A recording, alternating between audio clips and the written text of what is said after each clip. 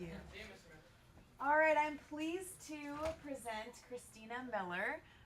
She is a policy expert, and she's going to take us through a presentation surrounding the Affordable Care Act. So, Christina, welcome. Thanks. So first of all, I do want to say that I'm going to talk quite a bit, at least up front, but I want you all to please feel free to interrupt. I have a pretty decent view of most of you this time in the room, and sometimes we here in DC and in the policy world tend to speak our own language. I remember one of the first internships I ever had. I was given a 2-page, double-sided, 10-point font sheet of just acronyms to know and memorize, and it can be a bit of its own thing. So please ask questions. Feel free whenever I'm talking to do that. So as Ms. Holyfield said, my name is Christina Miller, and I work at an organization called the National Academy for State Health Policy. We're a small, nonpartisan, that means we're neither Democratic nor Republican leaning, nonprofit organization. We have branches in a couple spots across the country, but I work here in our offices in DC. And we do cover a broader range of topics. One is the Affordable Care Act and health reform, but as you see here, there are quite a few topics we cover related to health. And if you're interested, you can find a little more information on our website. But aside what we talk about, actually what I find most interesting about this job is that we work with states, so all 50 states across the country, to make healthcare and health better in the context of their own environments. So here we have a pretty standard map of the US. It's laid out here. Maybe that doesn't sound super interesting. But here's a more, what I think, accurate depiction of what states look like. And this is a map of states based on... Christina, Oh, yep. I don't think we're seeing the maps. You're not seeing the maps? No. Okay. Hey, were you seeing the other logos? We see the original first page that has your name on it. Oh, that's strange. Can you try and do a refresh of the screen? Maybe I have to push. Oh, there we go. All right, we're on. Okay. We see a map. Okay. Do you see a new map now? Yes.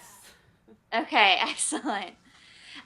So I know the writing's a little small on this one, but it's a map depicting all the states based on TV shows that have taken place in the different states. So imagine trying to work on something. In my case, I work on policy and policies that are going to work for the kids of South Park, Colorado versus the 19 kids and counting family of Arkansas versus the It's Always Sunny folks in Pennsylvania or the Seinfeld crowd of New York. So it can get really complicated trying to make something that's going to work with people from all those different environments and characteristics. Probably a better map of the US is this one here, and it's one of my favorite maps that I've ever seen of the US. It's called the United States of Awesome, and it's describing the different states by what they're best at. And me being from California, I always try to argue with everybody that California is the best at everything. But even I have to admit that there are states that each have their own strengths. So who knew, for example, Wisconsin had the best high school graduation rate, or Ohio has the most library use, or Idaho, of all states, tops in computer manufacturing. And so this is something I get to work with every day, this complexity. And really, most importantly, what it's taught me is that states, but really people, are very much influenced by their own context, their histories, their environments. And so whether you're working on policies or education or whatever it might be, what people do with those policies or those elements will always be influenced by their own histories and contexts. And that's something I really hope you all keep in mind as I go through the rest of my presentation today. So in this vein, and because I was asked, I'm going to talk a little bit about my own history and what has brought me from Pasadena all the way out to DC. And so to start out with, I am from the great LSHS class of 2003.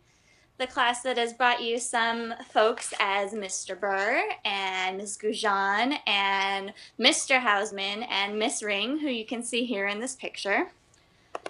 And so once I graduated from LaSalle, I headed out east to a small liberal arts college called Wellesley. And here I originally entered, I wanted to study chemistry. I was a biochem major, and chemistry was my favorite subject while I was at LaSalle. And I thought, I'd go in, I'd work on this. Maybe one day I'd work for a pharmaceutical company, find the cure for AIDS. That was my thinking along that track. But as most liberal arts schools do, they expose you to a wide variety of subjects, topics, etc. And what I really discovered that I was less interested in learning to find cures for diseases, but to really learn more about what really was impacting people's health in the first place. So what was it about their environments beyond just medicine and cures that could really improve their health? And this is something I didn't come across till actually years later, after college, but this is a diagram of what are called the social determinants of health. Things like education, environment, employment, housing, all the little things that really do impact all around a person's health and well-being, and even wellness, which we'll get into a little more at the end of the day. So still not entirely sure what I wanted to do. My next phase, I discovered a program called AmeriCorps when I got out of college. And what AmeriCorps is, it's a year-long service opportunity, and you get paid a monthly stipend to volunteer in a particular area. And AmeriCorps has a branch of it called Health Corps that focuses all on health issues. So I applied to this program and was placed in New York City in this small nonprofit organization called the Asthma Free School Zone. And while I was here, what I mainly did was health education and outreach to parents and teachers to try and make their classrooms and their homes a better environment for children with asthma. So what were the little steps they could take every day to make it a healthier place for these children? But beyond what I did with the organization at large did a lot of work on policy, and you can see here some of the signs that we put up around the city. No idling. We worked with Mayor Bloomberg to try and get some laws passed in the city to reduce car idling, particularly where there were school zones, so that there wasn't a lot of exhaust from the cars, the fumes coming out and impacting the environment where all the kids were. And I realized there, as much as I was enjoying my work, talking to groups of 10, 20, 30 at a time, helping them in their homes, what was really making an impact were these policies that were going to affect hundreds, even thousands in New York City, millions of people across the city. So that then brought me to DC, where I entered a Master's of Public Health program at George Washington University and focused on health policy. And about midway through was when I started the job at NASHP, where I am now. So that brings me to the Affordable Care Act, and talking a little bit about how the Affordable Care Act does impact wellness policy. So first of all, how many of you would say you know a little bit about the Affordable Care Act? You've maybe heard about it on the news. It's been on The Daily Show, The Colbert Report, really all over the place. So how many of you would say you know a little bit about it? Okay, great. See a couple hands there. So before I get into the law itself, what I'd really like to talk about is a little bit of the context behind why people thought that this law needed to be passed in the first place. So I'm going to show you guys a short video that tells you a little bit about the law.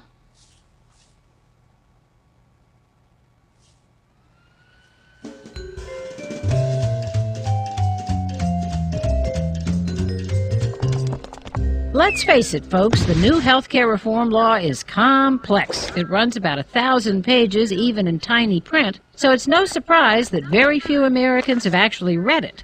But it's about to affect all of us, and many have been wondering what it will mean for our health, our wallets, and our country. Let's say we take all 310 million Americans and squish us down to just 25 people. Yep, each of these folks would represent about 12 million of us, and this is pretty much what we'd look like. Polls show about 3 out of 10 of us say health care reform will make us better off. A similar number say worse off. And a similar number again say it won't make much difference at all. Some of us don't know what to think. I guess you could say we're kind of split on this one. But no matter where you stand on the issue, it's likely you're thinking, hello, I got some basic questions still unanswered here. And you deserve real answers, not the partisan rhetoric and spin we've been flooded with. So let's break down what the reform law does and doesn't do and what it will cost. If you want to read the whole law, go ahead, but watching this video is the next best thing. Ready to jump in? Let's begin with the problems in our current healthcare system. Problem number one is what problem number one usually is: money. Most people agree that health insurance policies are too expensive. For a family, the average premium is almost $14,000 a year and growing. Premiums have doubled over the last 9 years, ballooning way faster than inflation. Plus, our population is aging, meaning more people with more health problems. So health care costs are the fastest growing part of the federal budget. The second problem is that the system is full of holes, like the fact that people buying insurance on their own can be turned down for having a pre-existing health condition. Small businesses may be charged extra if some of the workers are sick, making insurance unaffordable. And some insurance policies have a lifetime limit on benefits. After that, you're out of luck. That means some of the people least likely to have coverage are the ones who need it most. Nice, huh? High cost and holes in the system mean more than 1 in 7 of us have no health insurance to protect us at all. Many more struggle to pay their bills and can only afford bare minimum policies that may not cover much. High cost to households, strain on the federal budget, and people with no protection. It's easy to see why many people were looking for something different. So here's what the health reform law plans to do in its first phase. Okay, so I'm actually going to stop it right there, but I highly encourage any of you who haven't seen the video to go ahead and look it up on YouTube. You can look up Kaiser Health, or you can look up the U-Tunes is what they're called, and there's 2 videos now actually. This one came out shortly after the law initially passed in 2010, and there's been an updated video since then to explain some of the changes in the law since then, but it's a great overview of some of the basics. But what I'd like to cover today is that there's really 5 buckets that the healthcare law covers. So whether you know it as the ACA, the Affordable Care Act, or Obamacare, this is everything that's in there. And the first 2 are probably what those of you who have heard about it have heard the most about.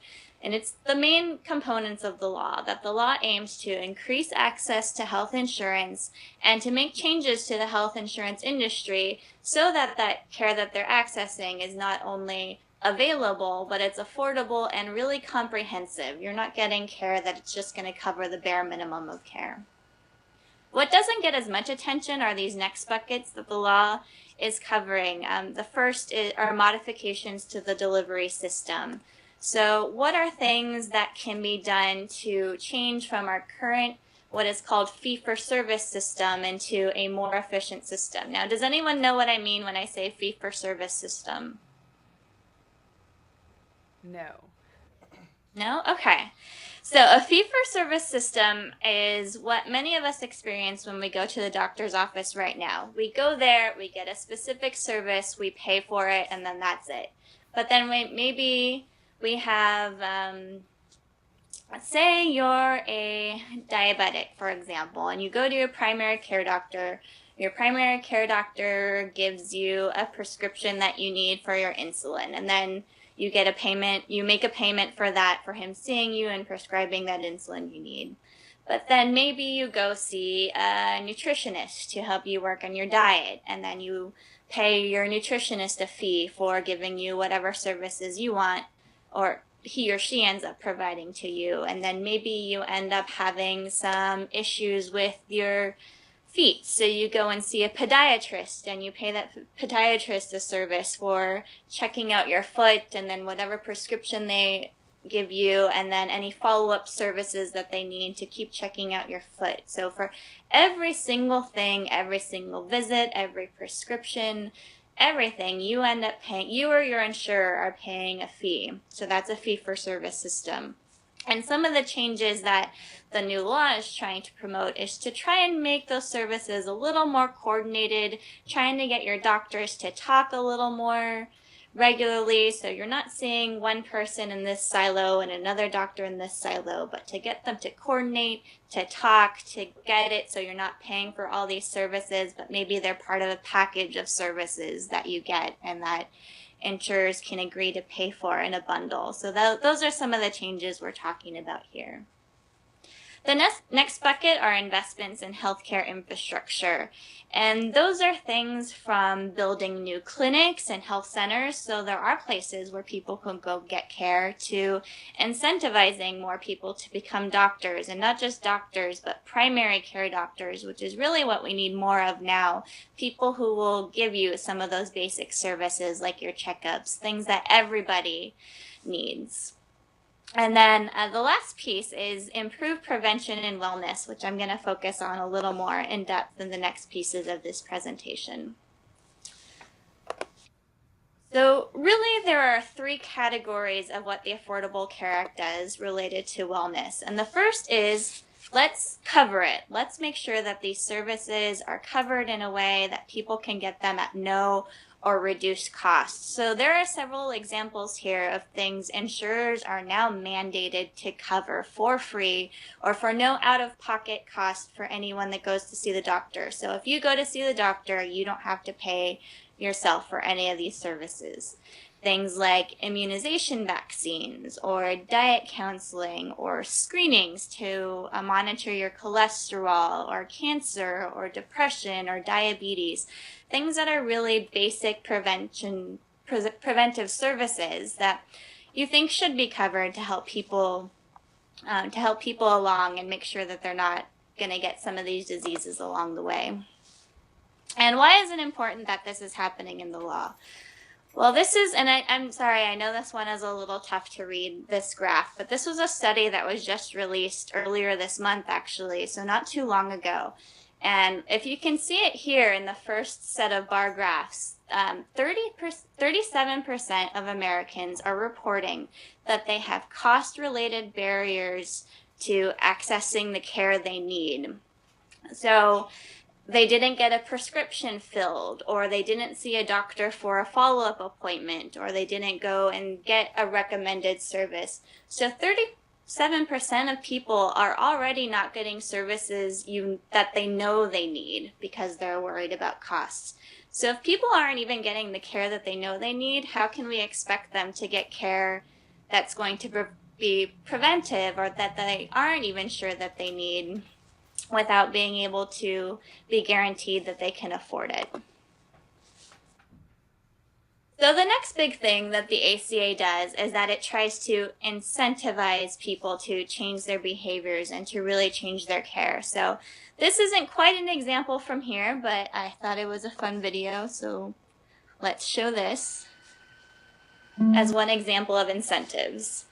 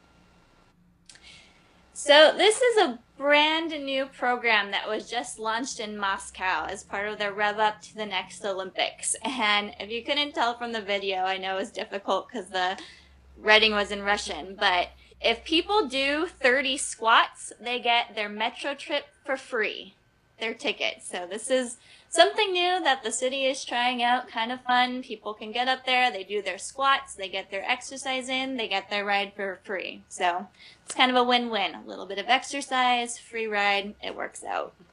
So here in the US, we're not doing anything quite so extreme. But what we're really doing is trying to promote employer wellness programs. Now, how many of you know that your parents get their health insurance coverage from their employers? Yeah, so it's the good majority of you. And that's true for the rest of the US. That's how most people do get their coverage.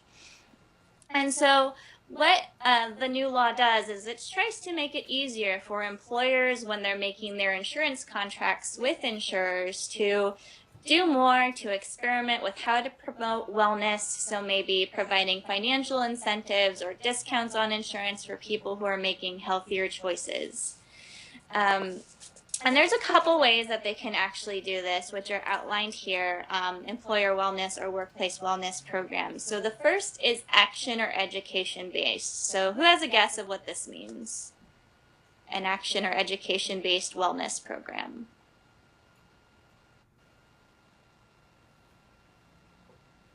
Any ideas? Action based. Say it louder. Oh, based on exercise? Action? Yeah.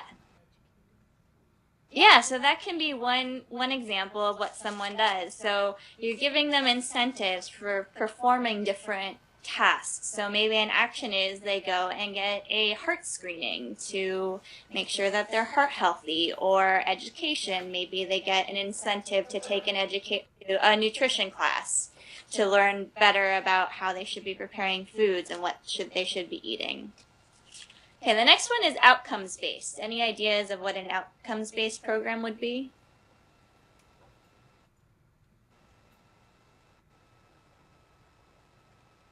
What could that mean? Outcome-based. Results of what you do. A little louder? Yeah, exactly. Yeah, based on the results. So maybe you set a goal, you're going to lose 10 pounds in the year, and if you meet that goal, you get a certain bonus, or maybe they'll take down your healthcare costs in the next year because you met that outcome. This one's kind of similar, but how about progress-based? Any guesses on that one?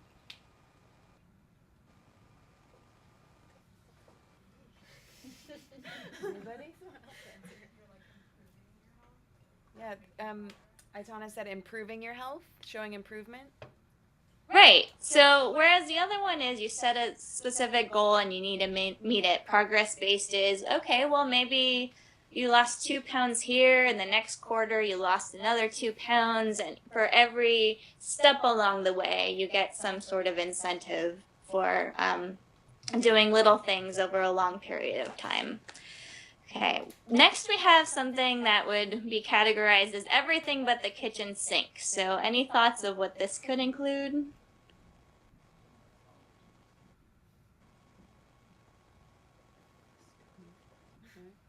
Yeah, this one's a little trickier. It does mean everything, but people are getting really creative with this. It's rewarding people for biking a certain amount of miles during the week, or even for taking yoga classes. Really, all sorts of things kind of fit into here that both employers and insurers are brainstorming about what to get people, moving and out there and healthier. Okay. The last category of wellness programs for employers is called a targeted program. So any thoughts about this one? People who need to reach a specific thing, like a specific type of people who need to reach a certain level. Yeah.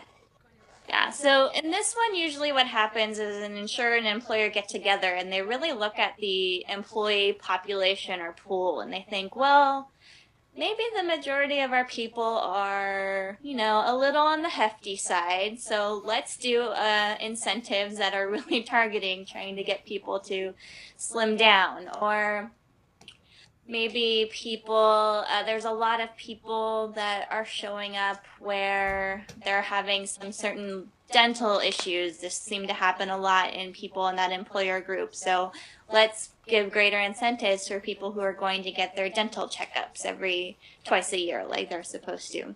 Things like that to try and get at a specific problem that's in a wide range of people in the employers group. So the last thing that the ACA does is it tries to do a lot to invest in studying what are the things that are really going to promote wellness and help people to really take these preventive measures that really are going to make a difference. And really, there are two sides to this problem that a lot of the studies are trying to get at. The first is that doctors right now, they really are mostly trained to treat disease. We have this comic here, and the doctor is saying, you have a rare condition. It's called good health. Frankly, I'm not sure how to treat it. And, that's just kind of the thinking now. You come into a doctor when you have a problem, the doctor treats that problem. They're not thinking, neither the doctor or the patient are really thinking ahead about what are the things to do in advance. Which brings me to the second problem on the side of the patient. So here we have a patient saying to her doctor, I think diabetes is affecting my eyesight. I have trouble seeing the consequences of poor food choices. So here we have this patient who is maybe not making the connections that her diabetes is affecting her eyesight and her nutrition, and just knowing that all those pieces kind of fit together to make this overall picture of her health. So a lot of these new programs started by the ACA are really trying to figure out what's going to work best to get both doctors, practitioners, and patients to change their behaviors. And these include things like prevention programs, obesity programs. There's something called the Million Hearts program that's all about heart health. Things about chronic disease management. And can anyone tell me what I mean by chronic disease versus other disease? Olivia? Yep, in the back. Something that you have for a longer time, like over your life, maybe. Right. So something like asthma is a chronic disease where you have that over your lifetime. You always have to kind of monitor, take care of it, versus something like a cold that you have for a couple days, and then it goes away. And really, what's important about needing to do studies like this is taking it back to DC. This information feeds back into lawmakers, policymakers, and, people, grassroots people that are going to design new programs, work with physicians, work with practitioners out there to really create some new creative policies and programs to get implemented, policies that can truly work, not just to make people healthier, but to help solve that cost problem that the video talked about, that of all the growing healthcare costs in the U.S. right now. Meanwhile, and again, I ask you to always keep in mind that these policies not only have to work, but they have to be accepted by the people from all walks of life. And there's really a lot still to be done to create some programs that are really going to work for people all across the country. And it's really right for you all to tackle as you embark on the next phases of your life. So with that, I'll open things up to questions from the group. Does anybody want to start us off? I tell that.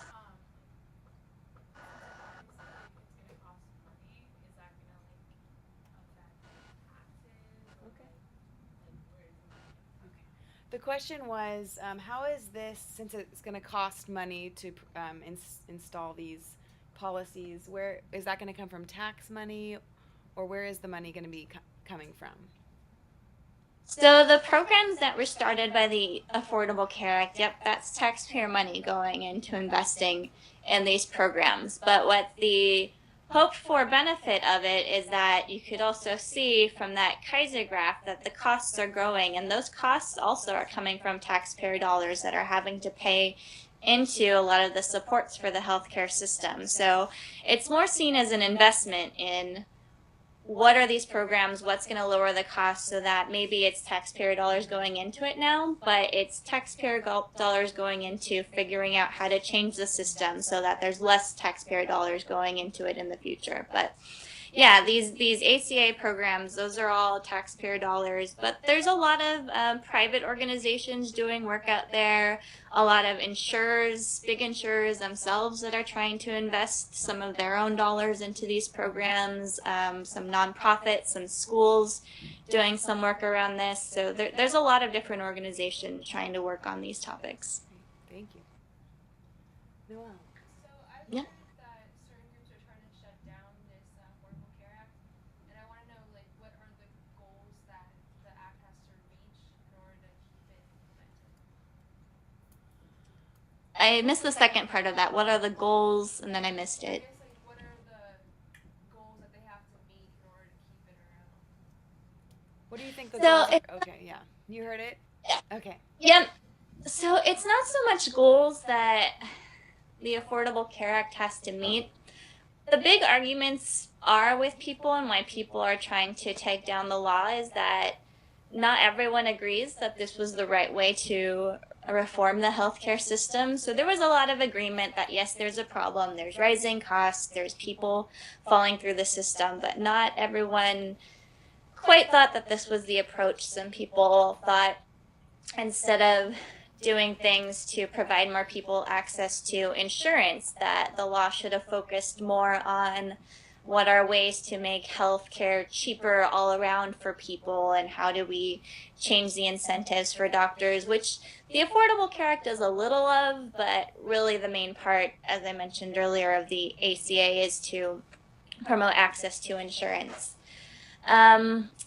There's also just worries that this was an investment, and even though it's predicted that it's going to pay off along the line, maybe there are other things that we should have invested in at the time.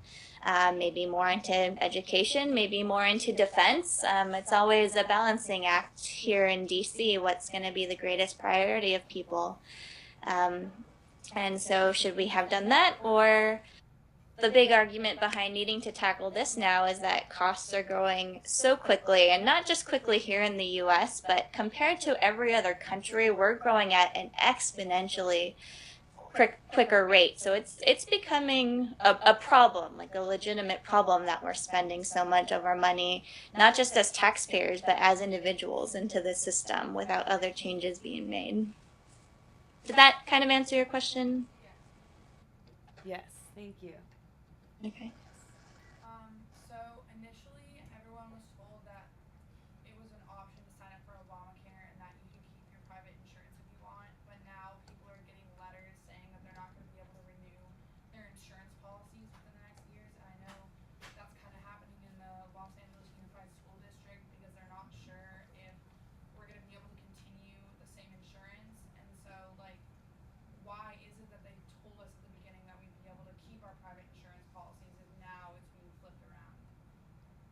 Yeah, and that's a great question, because that is happening to a lot of people.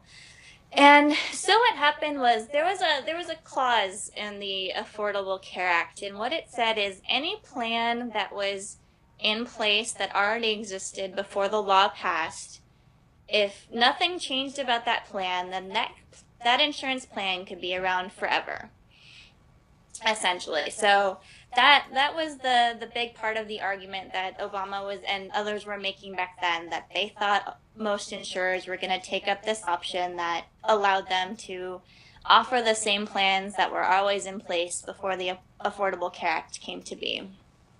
But what the Affordable Care Act did was said, okay, those plans can always stay the same, but if you're going to make any big changes to those plans, or just create a new plan altogether, it has to meet certain requirements.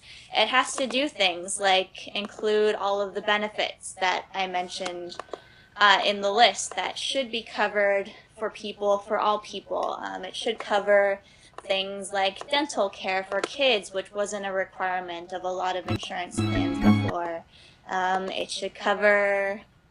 should do things like a lot of plans before the Affordable Care Act passed, they would charge women differently than they would charge men because they would assume women would use more services because women are the ones that get pregnant and worry about maternity care. But this law said that you can't do that. You have to charge men the same as women for the care they receive. And so all these new regulations were put in place on insurance, and any new insurance that was created post the ACA has to meet those guidelines.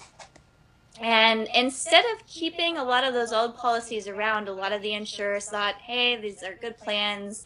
We want to make things more standardized across all our plans. So instead of keeping those old plans, a lot of them decided to update those plans to meet the new Affordable Care Act requirements. And so in order to do that, they needed to change some of the costs of their plans. I just decided more insurers than was predicted decided to not take that option to keep their plans, but to update for all these new requirements of coverage. And so there's kind of a trade-off with that. We're getting better coverage. It's more robust coverage. It is slightly more expensive coverage just because you're paying for more services than before. But again, this is something that's thought to be an investment in paying for more of these services up front so that along the line we're not suffering from a lot of the long-term diseases that could have been treated from the get-go. But that's kind of playing out right now. It's been a little bit of a surprise how much it's affected people, and hopefully along the way it'll kind of sort itself out, but it is unfortunate that some people are losing coverage that they had and were happy with before. But hopefully we'll find some new options, some better options in this new marketplace that will serve them just as well. Anybody else have a question? Were there any major changes after the government shut down to the act? No, and it's kind of funny because a big reason why the government shut down was because the Republicans did want to kind of just take down this law, get rid of it, trying to argue with Obama over this. We're going to shut down the government until this goes away. And ultimately, there was too much support for the law and people who really wanted to endorse it that they weren't able to take down the law. They made some compromises on some other things in the budget over the shutdown, and that's why they were able to reopen the government. But directly due to the shutdown, there haven't been any changes. But related to the other question, there have been some changes in the law to try and make it easier for people to keep some of those older plans, even if they're not entirely in compliance with the new law. Small changes can now be made to those plans, or those policies can be extended longer so that people can have the coverage. So it's actually up to states now to decide whether they want to allow the insurance plans in those states to take that new option to extend those old plans or to go on as is with what the law had in place. Any other questions? Those are great questions. Olivia. So how do they plan on dealing with the percentage of people that can't afford this new required payment? Because I know one of the biggest problems why people didn't have insurance was that they couldn't afford it at all, and now they're required to pay a certain amount to get the coverage. So what happens to those people that still can't afford it? Right. Well, what the Affordable Care Act does, beyond just giving people more coverage options and putting these requirements on the insurance plans, it has also made subsidies available to people to buy insurance so that people who can afford it can get those subsidies to help them pay for that coverage. So to get a subsidy, you have to go to the online marketplace and get your insurance there. And some of you may have seen the billboards for something called Covered California. Have any of you heard of Covered California or been to their website yet? Yes. Okay. Yeah, a couple of you. So Covered California is California's insurance marketplace, and it's an online forum, or you could also use telephone or go to see some people in person to help you with insurance applications, and they will help you figure out what federal subsidy you might qualify for to help you pay for that coverage. So there's a lot in there to not just provide people coverage, but to help people to pay for that coverage so it is a little more affordable. Yep. You said that one of the aspects or one of the things that the whole Healthcare Act does is like give incentives for people to try to get like better health. And so, do they deal with insurance companies about that, or it seems like companies and like businesses? Because like if it's a certain population, like a certain like company that has like you said people, it seems like you have to work with like the company. But like, how does all this come together? Yeah, so there's actually a little bit of both there, where there are some insurers that decide, well, we're insuring thousands, maybe millions of people, and we want to provide incentives to all the people we insure across the nation, across the state. We think this is a good wellness activity or preventive health activity. We want to make sure that it's promoted in everybody who it's available to. But then because employers are the ones working with a lot of insurers to purchase care and handle a lot of the healthcare costs, not just for their employees, but for their group at large, they'll do their own almost sub-negotiations with insurers, say, well, we have our employees really need this coverage, they really need this preventive service, we really want to boost their ability to pay for a gym membership. So what can you do to work with us to get the cost down for gym memberships for our employees? So it works both ways, with insurers wanting to promote these programs for people at large, but then employers, because they help to cover the costs, also want to find new ways to bring down their own costs by making their employees healthier.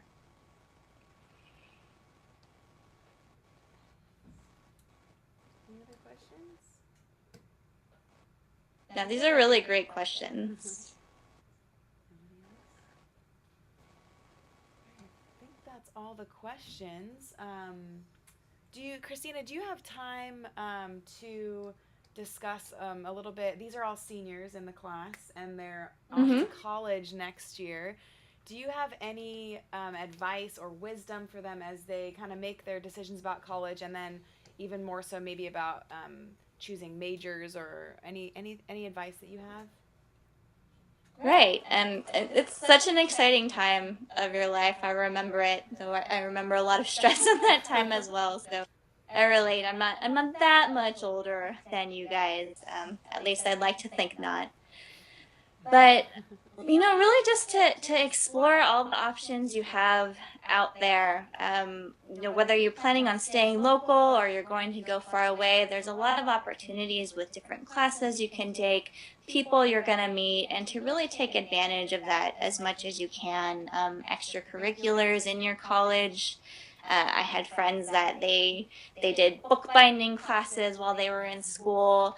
I had a job working at the art history department. I had no study at all of art history, but those have been some of my closest connections now in the art history department. So to really try and take advantage of what's out there, and even if you're absolutely sure of what you want to do, you have a passion for something already, you're going for it, completely go for it, and go for it wholeheartedly. But think about all that you can do with that. So what is a study abroad program that may apply to that, or just be sure to take advantage of all the opportunities out there for you. But also to enjoy it, have fun, and enjoy this year, senior year. It's a great year.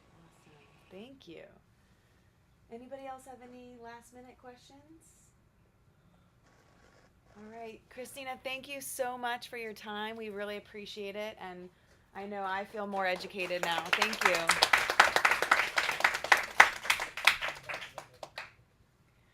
All right, so we'll hopefully see you again sometime. Okay. Thank you so much. I'll be around. Thank you. Bye. Bye. Go back to that. Let's see where I went.